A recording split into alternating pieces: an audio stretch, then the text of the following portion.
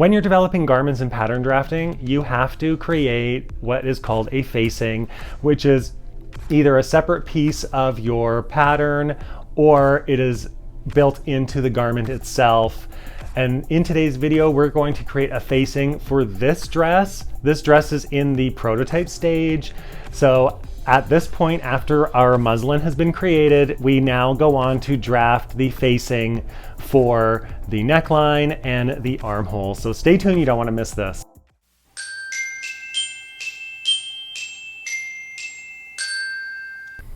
We are going to create a facing for this dress. And a facing basically can do a few different things. It can be a stabilizer for a button. It can be a stabilizer for a zipper. It can add strength to those two things as well. So a facing can also be applied to a neckline or a sort of invisible zipper situation.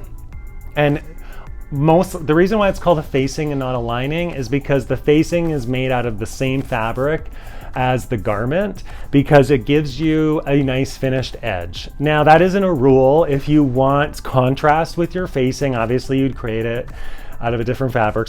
But generally your facing is made out of the same type of fabric as the garment itself and the same weight. Whereas a lining usually is made out of something lighter and it covers the whole garment. A facing will usually just go around the specific areas that you want. But in this case, because it's a dress, I'm just gonna hold it up.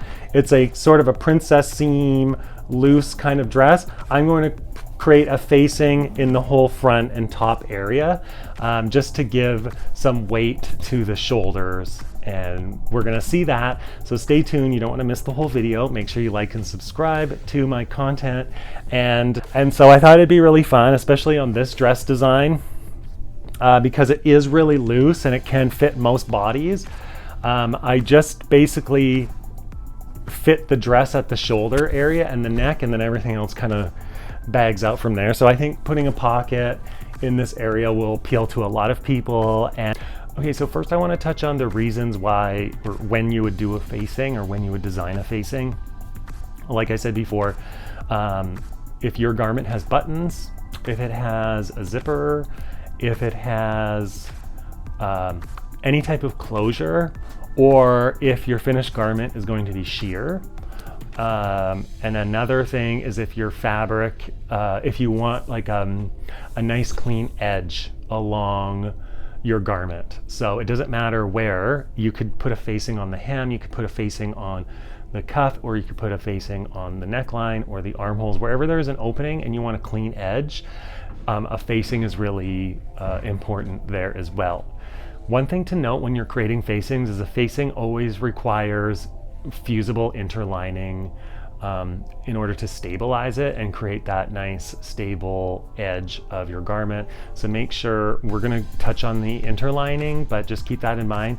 When you're creating facings, you do need interlining as well, fusible, so that you iron that on, and it makes your life a lot easier when you're sewing your garment as well, so that it doesn't stretch out when you're sewing it on and then create excess fabric or weight, excess bunching or whatever, because your fabric stretched out. That's nasty, you don't want that. So keep in mind when you're doing your facing design, it has interlining.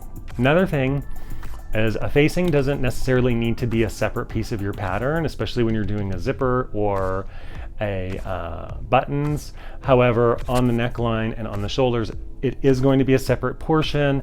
So that is the technique we're going to do today, is creating a separate facing that we sew on. I'm going to show you guys how to do that. So stay tuned, and we're going to start first by tracing out our pattern onto white paper. So get your white paper, get your pencils, and I'll see you over there.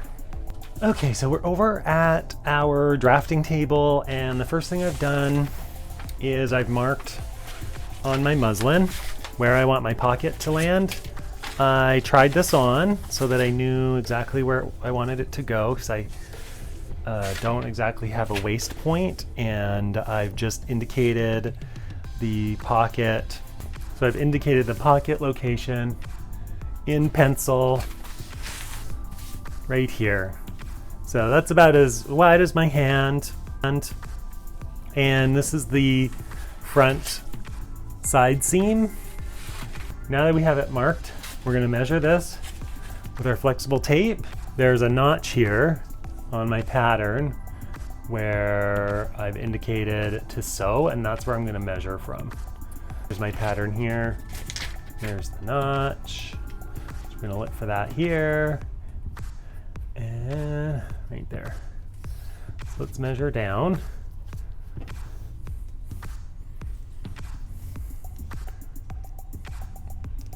We're gonna go 41 centimeters, and then that's 8 centimeters. There's the side here.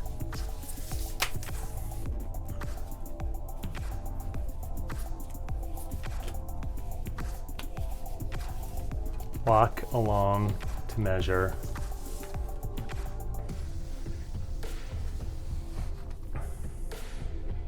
We don't want it too big. We don't want stuff falling out.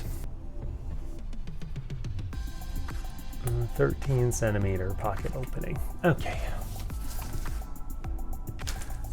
So what I'll do is I'll draw the design of the pocket right onto my pattern. It's in pencil. It doesn't bother me. Then we trace it out onto a piece of paper. First, we're going to mark where we want our pocket. The nice thing about my sewing notch is that I can just measure where the pocket location is on both pattern pieces by just matching up the notches, so that is nice. Next, we're going to draw our pocket, then we're going to trace it and then transfer the tracing to the outside so it's built in. It's on page 379. We're doing the pocket in one with side seam, and it's from the Helen Joseph-Armstrong detailed explanation. I'm generally following this. This book has a nice explanations for different types of pockets and facings for plackets and things like that. So if you're considering buying a book, you might want to check out that because it has a lot of good detailed description. So we're following this on page 379, the pocket in one with side seam. My seam allowance is 1/2 inch for the whole pattern, but I'm doing the pocket seam allowance at 3/8 of an inch or 1 centimeter if you're doing metric.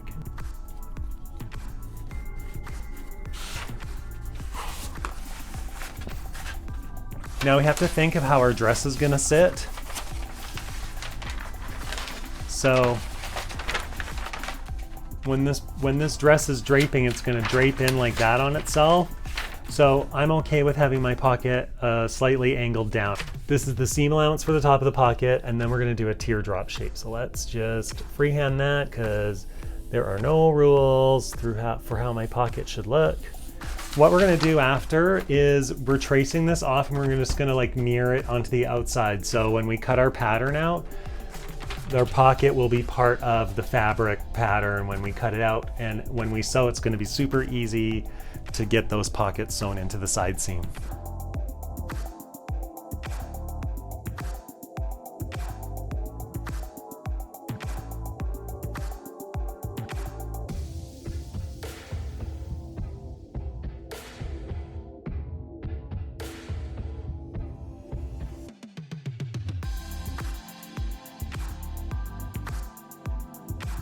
Just make a note of that on the pattern or somewhere that this is 1 centimeter, so this seam allowance is different from this if you choose to do that. Okay, so I know I said I was gonna do a full facing, but I'm actually only gonna do a facing that's about 2 inches down from the side seam, just so I don't have a lot of bulk across the chest and bulky fabric and whatnot. I wanna go 2 inches down from the neckline, and then my finished facing will be 1 3/4 inch because I'm going to turn it up 1/4 inch in order to hem the facing or hide the raw seam.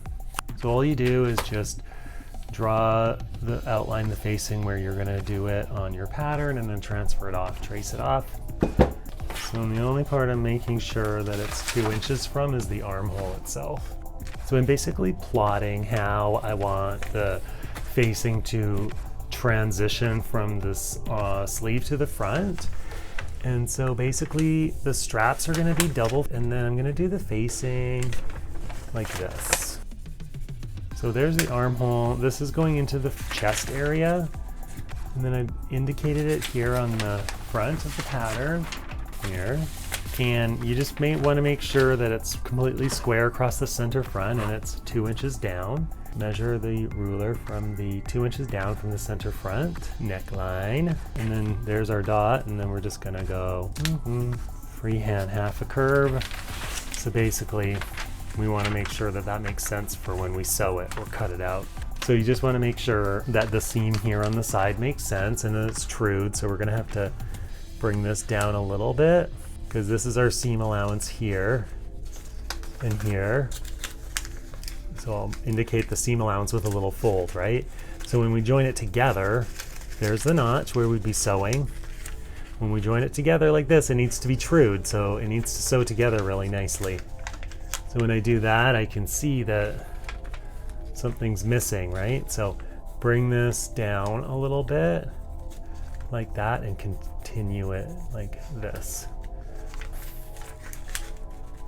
So just erase the ones that you don't need. So that's our facing plotted out on the front. I'm doing from the notch here. That's how I'm going to make sure that it's going to line up in the back, is this notch here.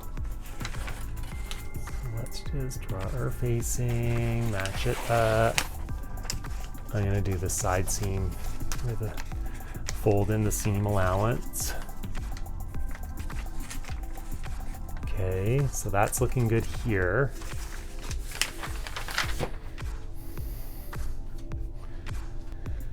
And then for the back, it's going to be a little bit of a interesting little curvy thing that we're going to do.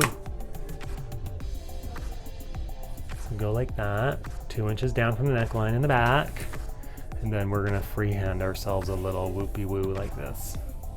So that's why the facing sometimes can be a little bit weird, because sometimes you have to do this. So this is kind of just arching across the back. And we're going to stitch that down across the back there.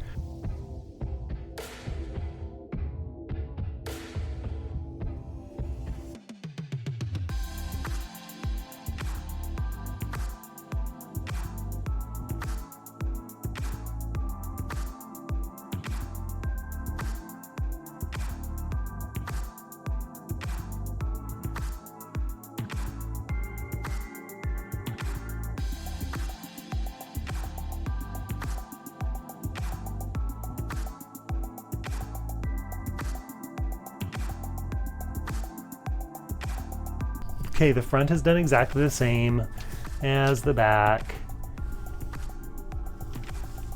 So we're just gonna rip through that real quick, and then we're gonna do the side in the same way.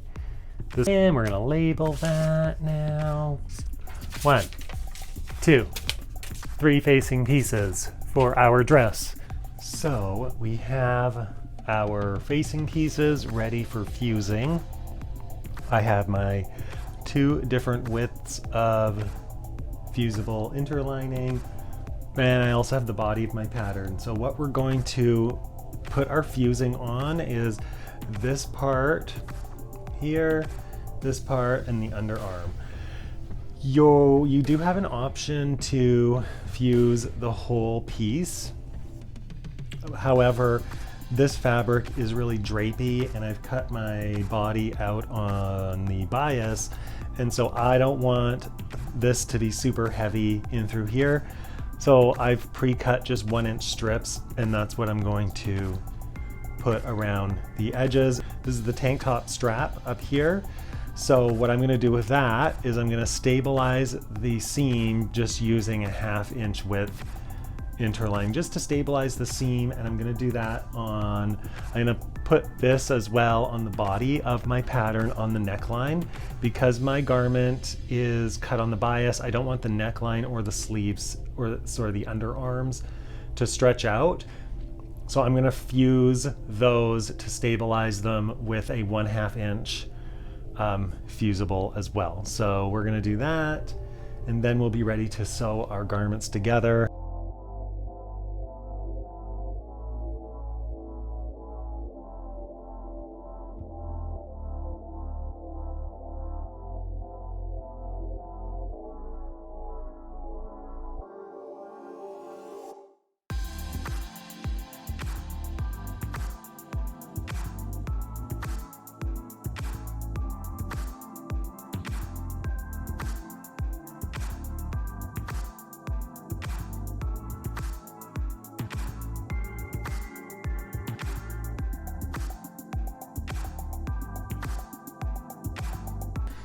All right, we've used our neckline and our underarm seams and our facings, so now we're ready to sew.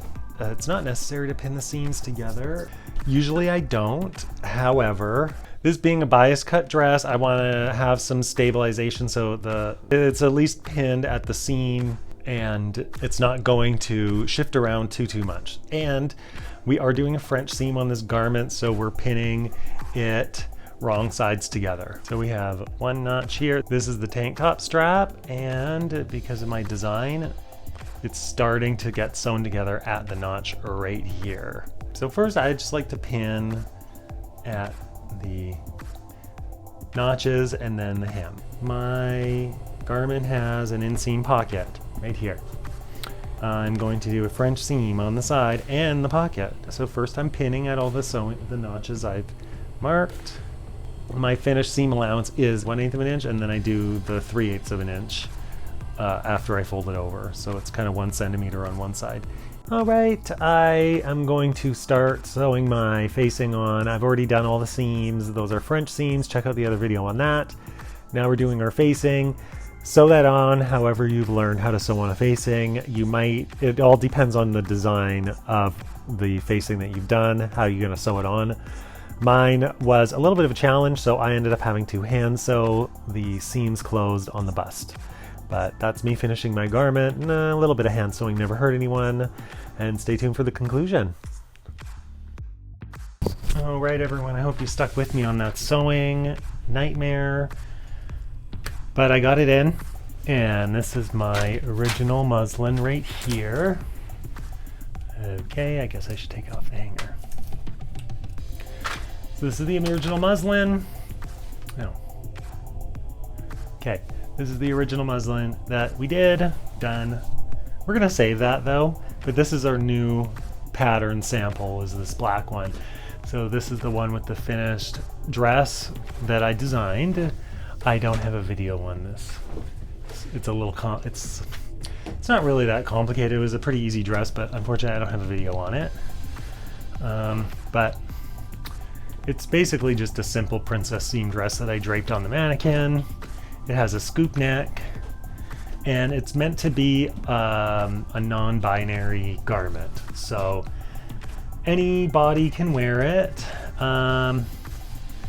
And where's the front? This is the front. See, it does have the princess seams, and so those can apply to anyone, although my pattern does need some tweaking. It was a little difficult sewing a one-piece facing onto this. I kind of didn't really think about that.